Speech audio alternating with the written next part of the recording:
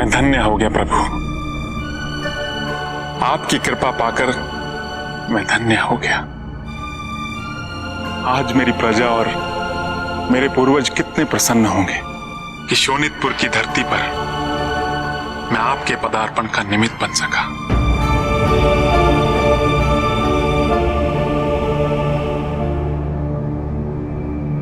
किंतु प्रभु,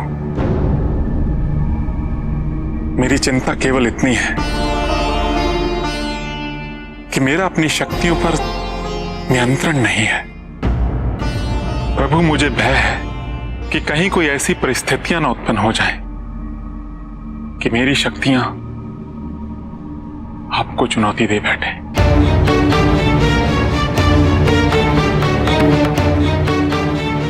आप तो जानते हैं प्रभु कि ग्रामवासियों पर जो भी अत्याचार हुआ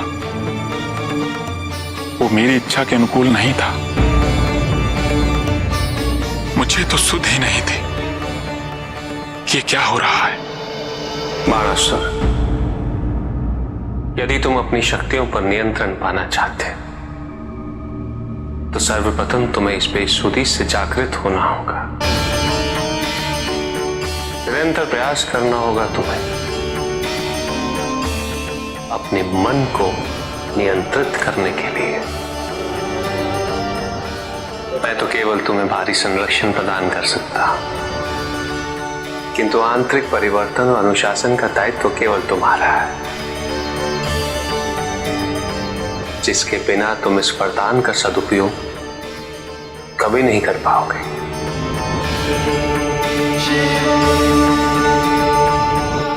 आइए प्रभु, मेरे राज्य की भूमि को अपने पदार्पण से सुशोभित कीजिए।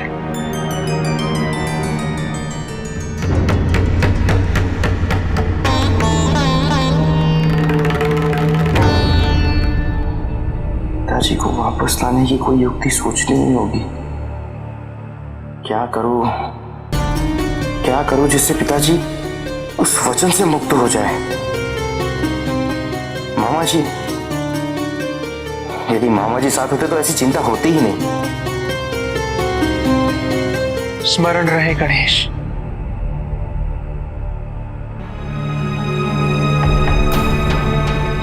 पिताजी अपनी स्वेच्छा से बाणासुर के साथ गए। हम कुछ नहीं कर सकते। भैया, मैं जानता हूं कि आप मन से नहीं कह रहे। आप दुखी हैं कि पिताजी बाणासुर के साथ चले गए। तो क्या मेरा दुखी होना उचित नहीं है गणेश? क्या तुम दुखी नहीं है? क्या माँ दुखी नहीं है? नंदी गणप्रेत दुखी नहीं है? पर भैया, बाणासुर ने तपस्या की थी उनकी। पिताजी वरदान देने के लिए बाध्य थे, और वरदान का सदुपयोग या दुरुपयोग करना तो भक्त पर निर्भर करता है ना। क्या आपकी इच्छा नहीं है कि पिताजी वापस आ जाए?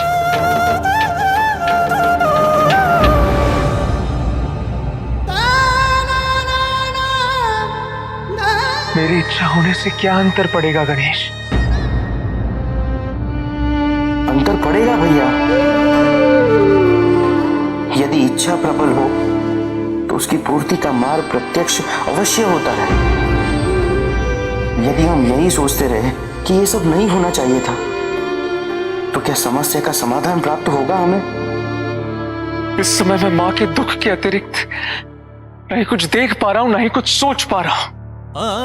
मैं जानता हूं कि माँ कुछ नहीं कह रही और ना ही उन्होंने कोई विरोध किया, किंतु गणेश, माँ नहीं चाहती थी कि पिताजी कैलाश से दूर जाए। अब सच तो यही है गणेश कि हमारे पास पिताजी को कैलाश वापस लाने की कोई युक्ति नहीं है।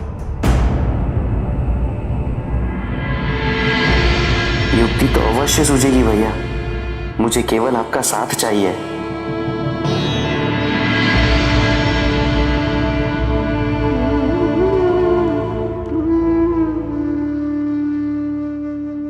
हर हर महादेव! हर हर महादेव! हर हर महादेव! हर हर महादेव!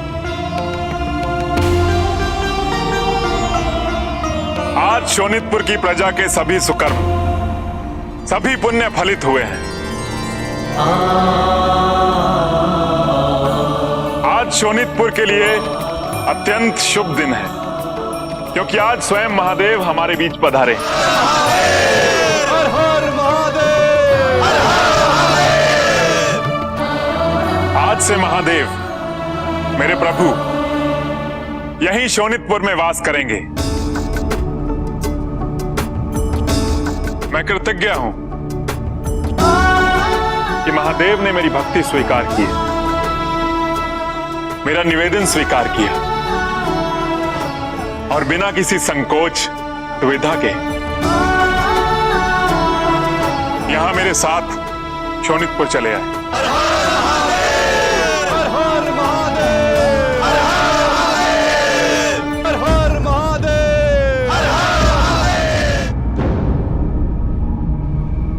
आप सबकी सुविधा के लिए मेरे दर्शन हेतु राजा की झांकी आयोजित की जाएगी, जिसमें समस्त प्रजा पधार सकती है। हर हर महादेव। हर हर महादेव। हर हर महादेव।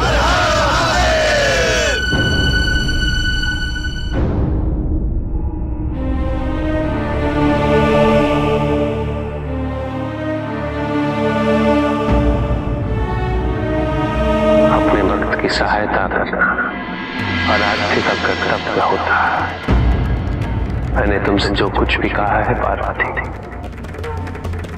उसका स्मरण रखना।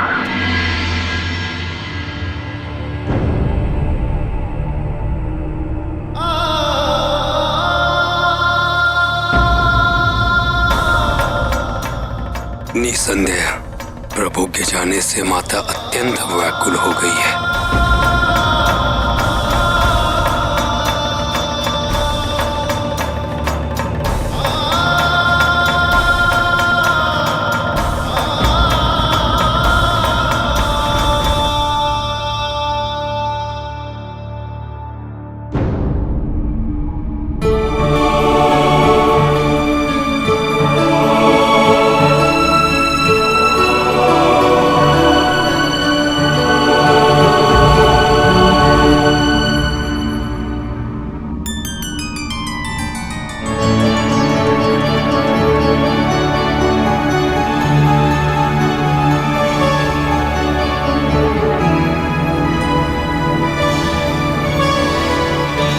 देखा वाणी, जिस प्रकार पितामह भक्त प्रहलाद और पिता बलि ने अपनी भक्ति से भगवान नारायण को प्रसन्न किया था, उसी प्रकार मैंने भी अपनी भक्ति से महादेव को इतना प्रसन्न किया कि वो मेरे साथ यहीं चले आए। आराध्य और भक्ति की परंपरा को मैंने आगे बढ़ाया है।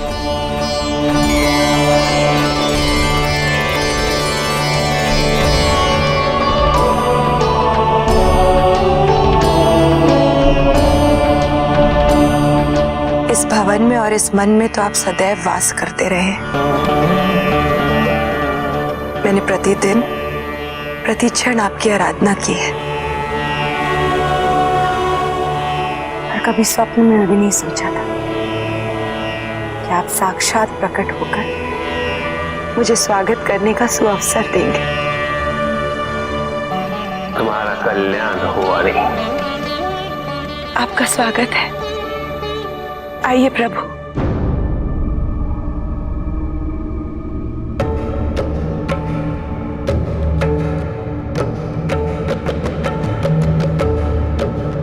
आज मेरे कारण महादेव के दर्शन पाने और उनका आदर सत्कार करने का जो सौभाग्य तुम्हें प्राप्त हुआ है,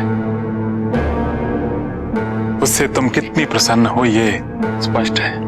नहीं स्वामी,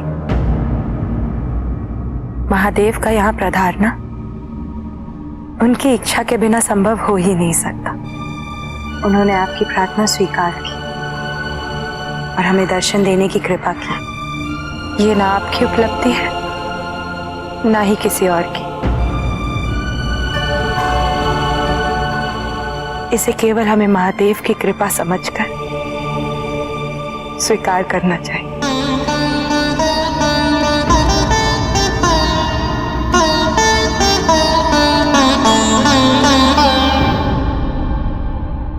बाणासुर को सदैव लगता है कि अपने पूर्वजों की उपलब्धियों के समक्ष वो कुछ भी नहीं है। इसलिए उसने महादेव की तपस्या कर वरदान प्राप्त कर लिया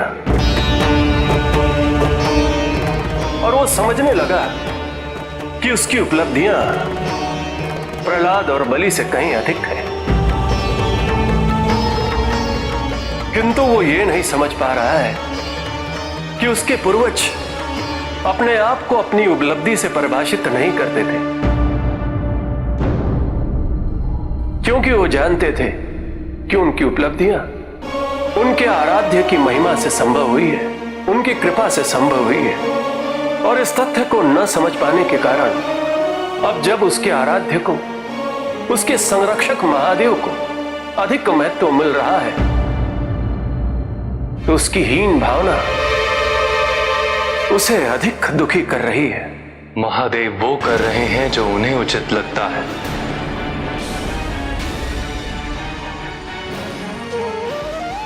मैं वो कर रहा हूं जो मुझे उचित लगता है। अब मैं महादेव को नहीं रोकूंगा।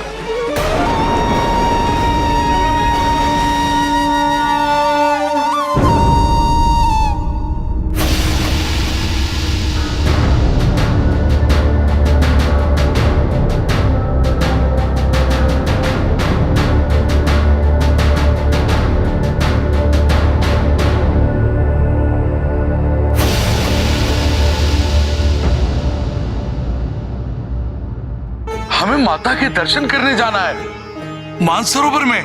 माता मानसरोवर में पूजा कर रही है, किसी को भी वहां जाने की अनुमति नहीं है। उनकी सुरक्षा है तो यही अनिवार्य है कि तुम यहां से आगे न जाओ। किंतु भैरव, हमसे कैसी है सुरक्षा? हम तो सेवक हैं। मेरा समय व्यर्थ ना करो, तो तुम्हें अनुमति नहीं दे सकता। जाओ। अरे रे, क्या हुआ?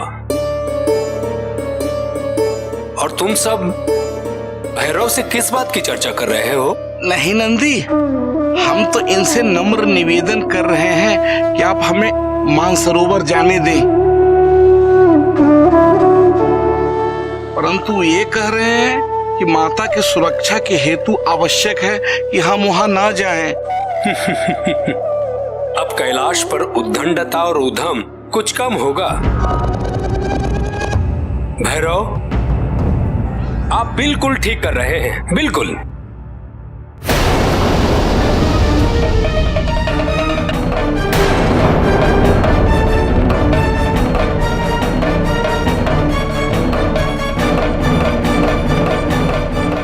भैरव,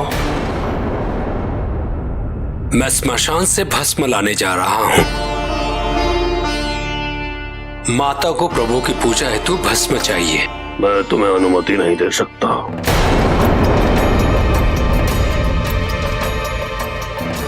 किंतु ये माता का आदेश है और मैं इसे टाल नहीं सकता। कैलाश की रक्षा का दायित्व महादेव ने मुझे दिया है, तो मैंने महादेव को वचन दिया कि मैं इस दायित्व को पूर्णतः निभाऊंगा।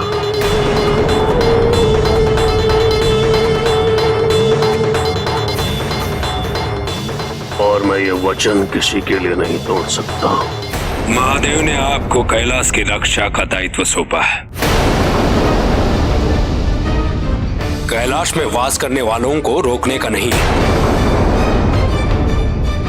और आपको ज्ञात होना चाहिए कि कैलाश में इधर उधर जाने से किसी को भी नहीं रोका जा सकता। कैलाश में सबका स्वागत है, महादेव की अनुपस्थिति में नहीं।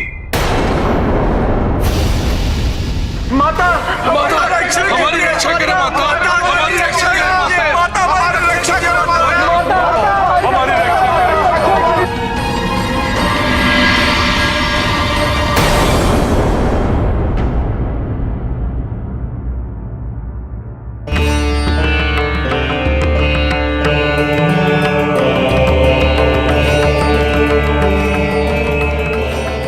नंदी? सभी मौन क्यों हैं? क्या कोई समस्या उत्पन्न हुई है?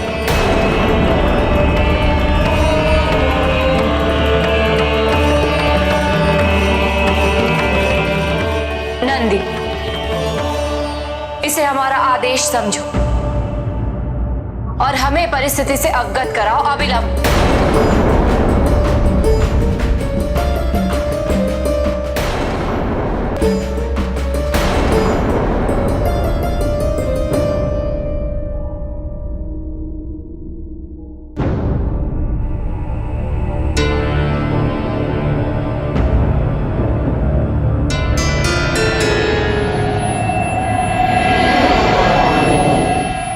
बन गए।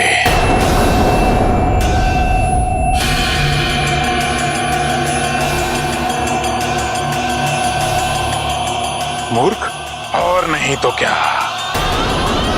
सोच रहे थे कि महादेव को यहां लाकर अपनी और अपने कुल की प्रतिष्ठा बढ़ाओगे, किंतु परिणाम इस पूरे घटनाक्रम में तुम्हारी महानता तो किसी को दिख ही नहीं रही है। किंतु सारा श्रेय कौन ले गया? स्वयं महादेव।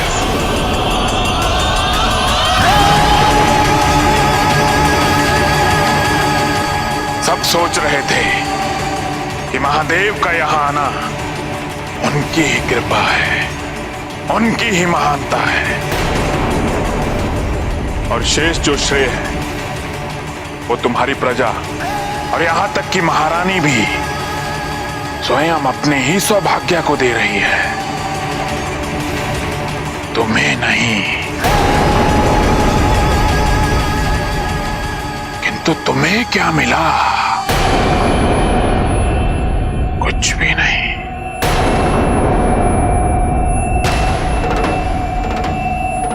बोलो बाणासुर, मौन क्यों हो? सर्प सूंघ गया क्या महादेव का? शांत।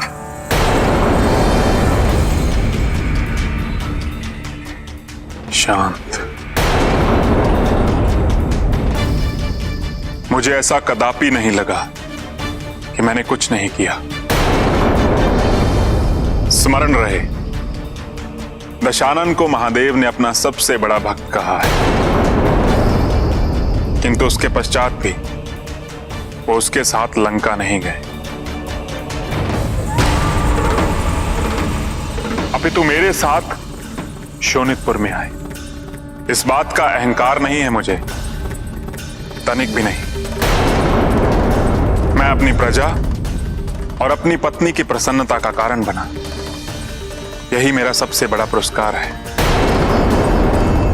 और जिससे महादेव प्रसन्न हो, उसकी भक्ति से वो उसके साथ चले आए, उसे और क्या चाहिए?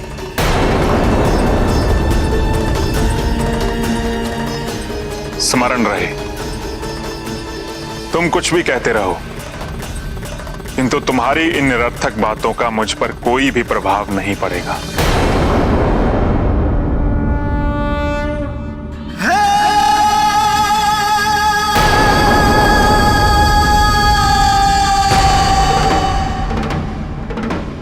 केवल इतनी सी बात, हमें तो ऐसा प्रतीत हुआ था कि कोई समस्या उत्पन्न हो गई।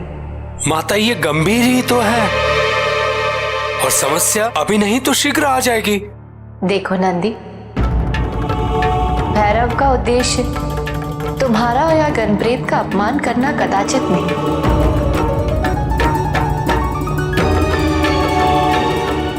वो तो केवल स्वामी के आदेश का पालन कर रहा है।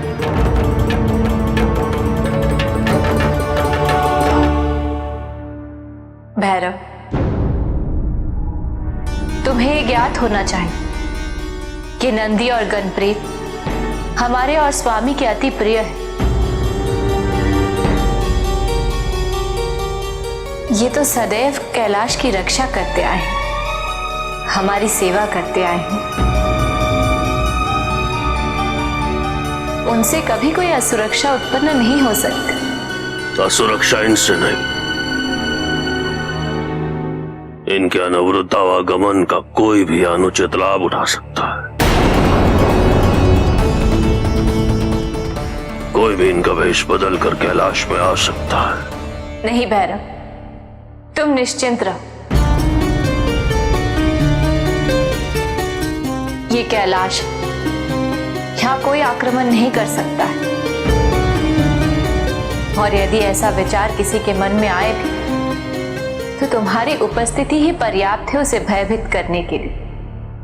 यदि आप कह रही तो उचित है। इस बार मैं आवागमन की अनुमति दे देता हूं। जिसे जाना है जाए और जिसे आना है वो आए। किंतु इसके उपरांत मैं किसी को अनुमति नहीं दूंगा।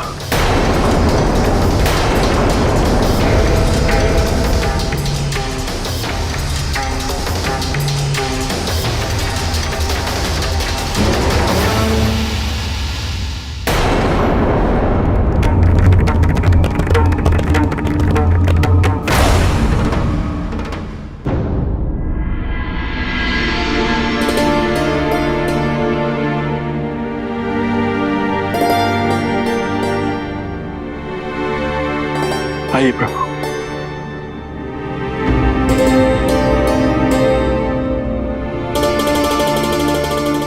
प्रभु,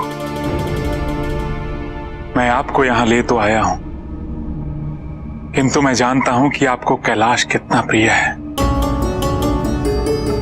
इसीलिए मैंने ऐसी ही कुछ व्यवस्था करने का प्रयास किया है। अति उत्तम मानस, किंतु मैं यहां वास नहीं कर सकता।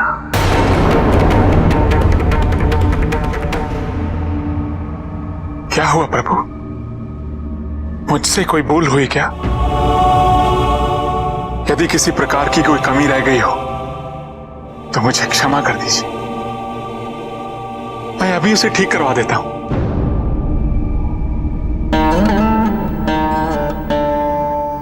नहीं मानस, तुमसे कोई कमी नहीं रही, किंतु मेरा शोणितपुर आने का मुख्य उद्देश्य था तुम्हारी नकारात्मक शक्तियों से तुम्हारी रक्षा करना। और ये तभी संभव है मानस, जब मैं प्रत्येक क्षण तुम्हारे साथ रहूंगा। तो यहां विश्राम करने का तो प्रश्न ही नहीं उठता। प्रभु, आप मेरी रक्षा करने के लिए विश्राम भी नहीं करें। मैं धन्य हो गया प्रभु। आप अपने भक्त को इतना मान दे रहे हैं। अपने भक्त की सहायता करना, उसका मार्गदर्शन करना उसके आराध्य का दायित्व होता है, और उसी प्रकार एक भक्त का दायित्व है अपने आराध्य की सहायता और उसके मार्गदर्शन को स्वीकार कर उचित निर्णय लेना। मुझे विश्वास ही नहीं हो रहा है प्रभु कि आप साक्षात मेरे समक्ष खड़े हैं और मुझसे ये सब कह रहे हैं। ऐसा प्रतीत होता है जैसे मैं कोई स्वप्न देख रहा हूं। जैसे ही निद्रा टूटेगी आप वहां नहीं होंगे। मैंने तुमसे पहले भी कहा था मानस, तुम जब भी मेरा आह्वान करोगे मैं अवश्य आऊंगा, और तब तक तुम्हारे साथ ही रहूंगा जब तक तुम मुझे स्वयं जाने के लिए नहीं कहते थे। प्रभु, मुझ पर इतनी कृपा। प्रभु, मैं आपको कैसे कह सकता हूं कि आप यहां से जाएं? नहीं प्रभु, कभी नहीं, ऐसा कभी नहीं होगा।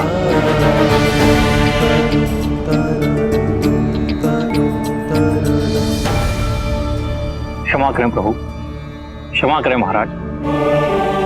मैं केवल सूचना देने आया हूं कि राजा की झांकी का समय हो गया है। राजन, आज से पहले किसी भी राजा की झांकी में इतनी बड़ी संख्या में प्रजाजन को एकत्रित होते मैंने कभी नहीं देखा है।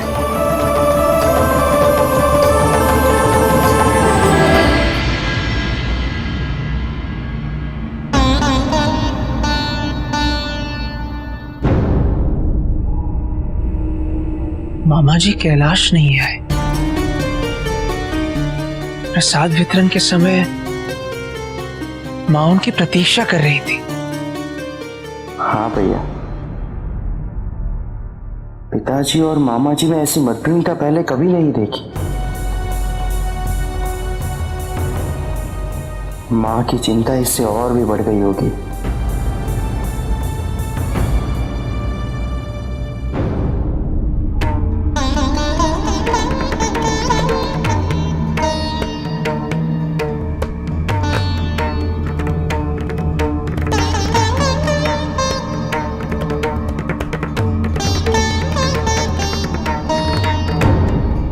संकोच ना करो बाणास।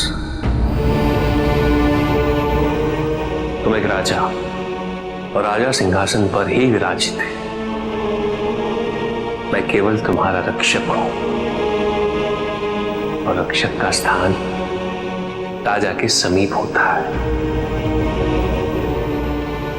स्थान ग्रहण करो।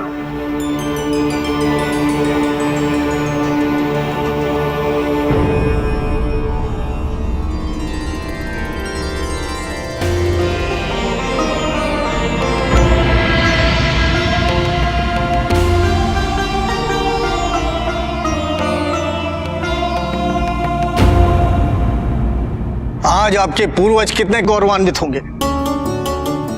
ये राजा की झांकी के लिए पूरे राज्य की प्रजा एकत्रित होने लगी है।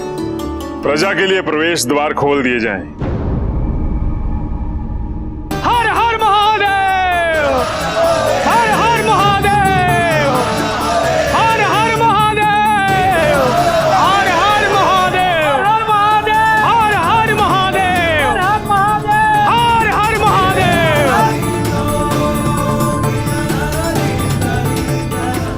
हर हर महादेव, हर हर महादेव, हर हर महादेव। शांत हो जाइए, कृपया सभी शांत हो जाइए।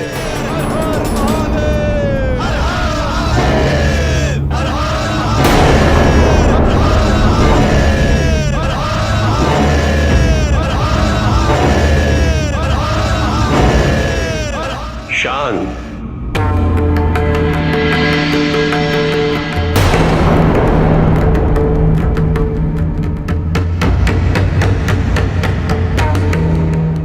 महाराज, मैं सभी सोनितपुर वासियों की ओर से आपसे एक निवेदन करना चाहता हूं।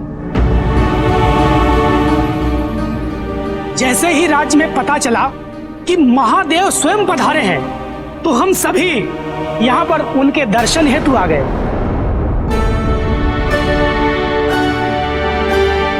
अतः आपसे विनती है कि महादेव के चरण स्पर्श हेतु तथा उनके आशीर्वाद लेने हेतु अनुमति प्रदान करें।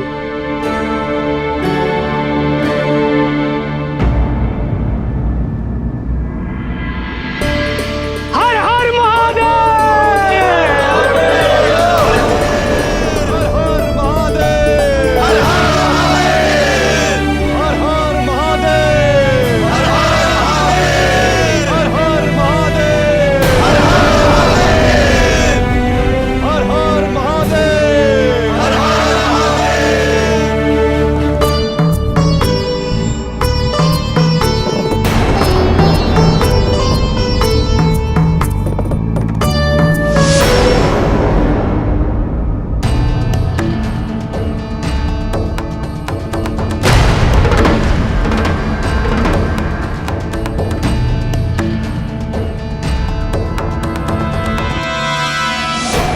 सोचो बाणासुर, सोचो, यदि तुम महादेव को यहाँ नहीं लाते और केवल अपनी शक्तियों का प्रदर्शन करते, तो यही प्रजा आज तुम्हारे चरण छूकर तुम्हारा आशीर्वाद ले रही होती।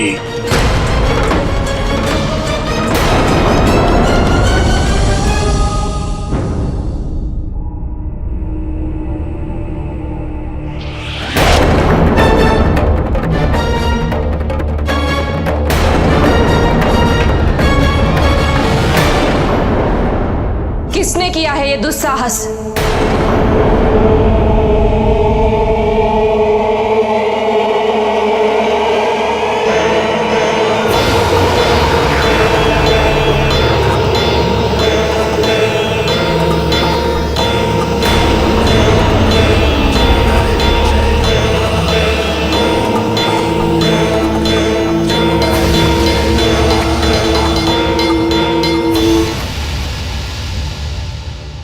यदि तुमने ये भूल से किया है तो इस बार हम तुम्हें क्षमा कर देंगे।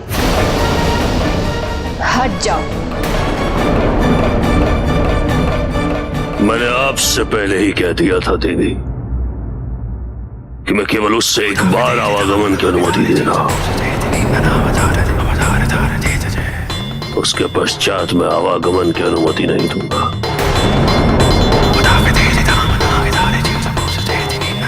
और आपने स्वयं उस निर्णय को स्वीकार भी किया था। नंदी और गणप्रेत आवागमन में एक बार कर चुके हैं, और मैं पुनः किसी को भी आने जाने नहीं दूंगा।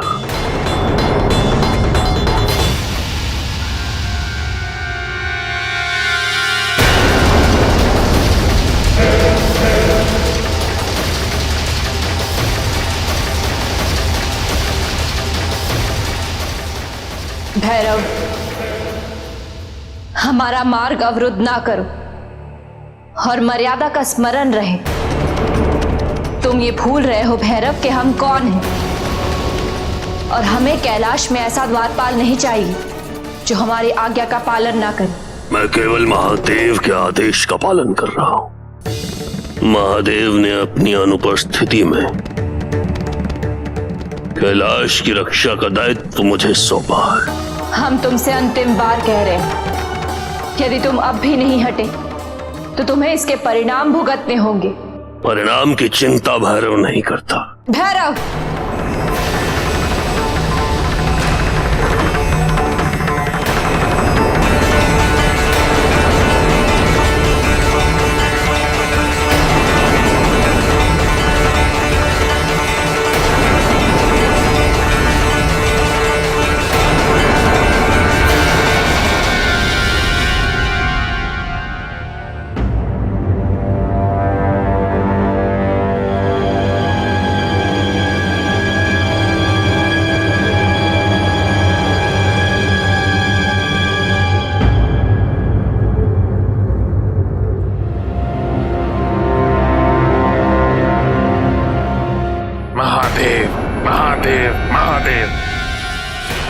सब उनका ही गुण गा रहे हैं। ये क्या कह रहे हो तुम?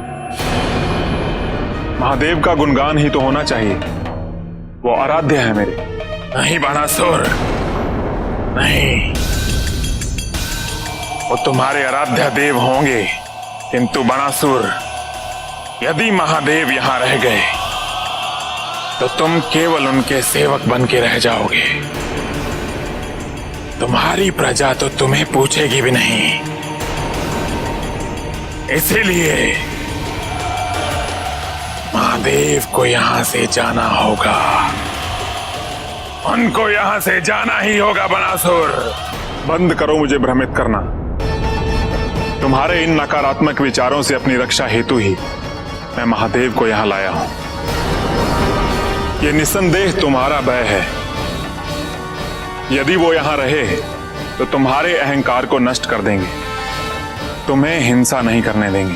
नहीं बाणासुर, महादेव को यहां से जाना होगा। नहीं, बंद करो ये कहना, महादेव कहीं नहीं जाएंगे। तनिक विचार करो बाणासुर। एक सहस्त्र भुजाएं और प्रत्येक भुजा में एक सहस्त्र हाथियों का बल। ऐसे शक्तिशाली वरदान का लाभ ही क्या, उसका उपयोग ना करना उसका दुरुपयोग ही तो है। मेरी शक्तियां आतुर हो रही हैं, खड्ग उठा के युद्ध करने की इच्छा जागृत हो रही है। जब तक मैं अपनी शक्तियों का पूर्ण रूप से प्रदर्शन ना कर लूं, इस संसार की दृष्टि मुझ पर और मेरी उपलब्धियों पर नहीं पड़ेगी। इसीलिए वो मुझे कभी महत्व नहीं देंगे। यदि महादेव को वापस नहीं भेजना है तो ये तो करना ही पड़ेगा बाणासुर। इसमें अनुचित भी क्या है? कुछ भी तो नहीं। अन्य राज्यों पर विजय प्राप्त कर अपने राज्य का विस्तार करना, ये तो धर्म है। ये तो कर सकते हो ना तुम? सोचो बाणासुर, आज तुम इतनी सी प्रजा का उद्धार कर रहे हो और कल अन्य राज्यों की प्रजा भी तुम्हारी शक्तियों का लाभ उठाएगी। सोचो बाणासुर, सोचो।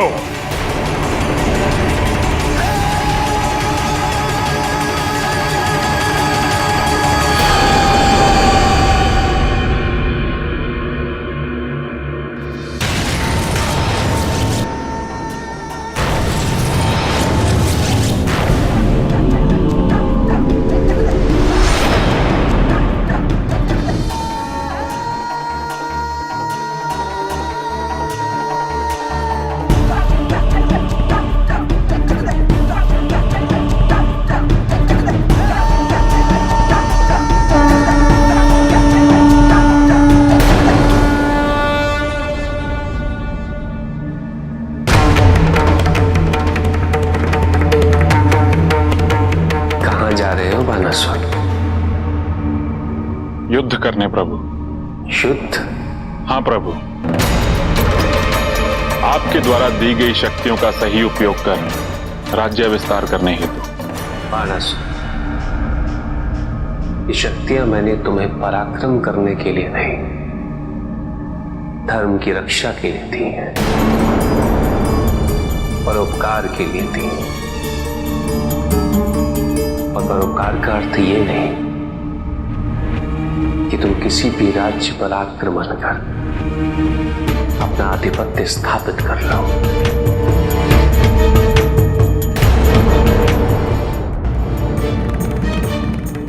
राजा का दायित्व केवल राज्य का विस्तार नहीं, राजा का धर्म है कि उसका जितना भी राज्य है उसे समृद्ध बनाए, प्रजा का कल्याण करे, प्रजा की रक्षा करें, अपने अन्य राज्यों के राजाओं के साथ अच्छे संबंध स्थापित करें। यदि तुम बिना किसी उचित कारण किसी अन्य राज्य पर आक्रमण करते हो तो तुम्हारी क्रूरता होगी। तो प्रभु, क्या केवल दूसरे राज्य द्वारा आक्रमण करने के बाद ही मुझे युद्ध करना चाहिए?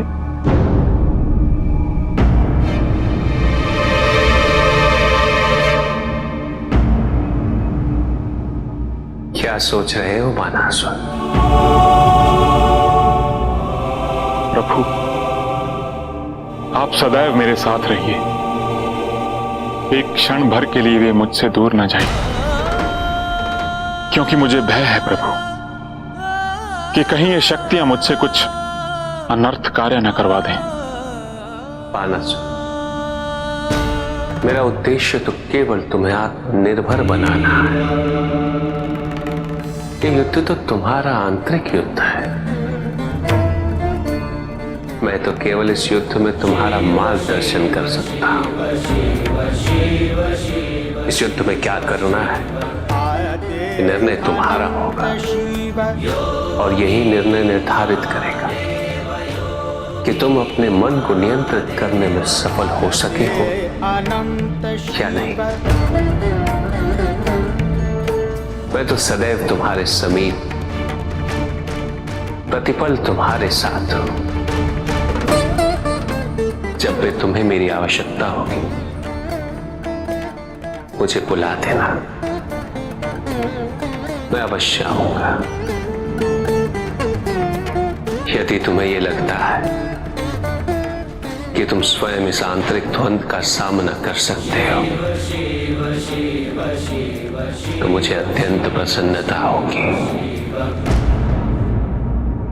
अवश्य प्रभु, मैं हर संभव प्रयास करूंगा।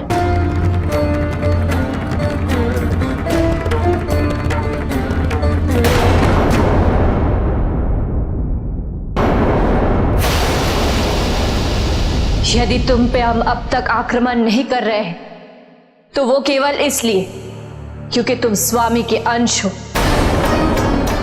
और हम क्रोधित होकर तुम पे अपने बल का प्रयोग नहीं करना चाहते। और जब भी हमारी इच्छा हो हम कैलाश से बाहर जा सकते और हमें कोई नहीं रोक सकता है भैरव, कोई भी नहीं। भैरव, आपको बोध भी है कि आप क्या कर रहे हैं?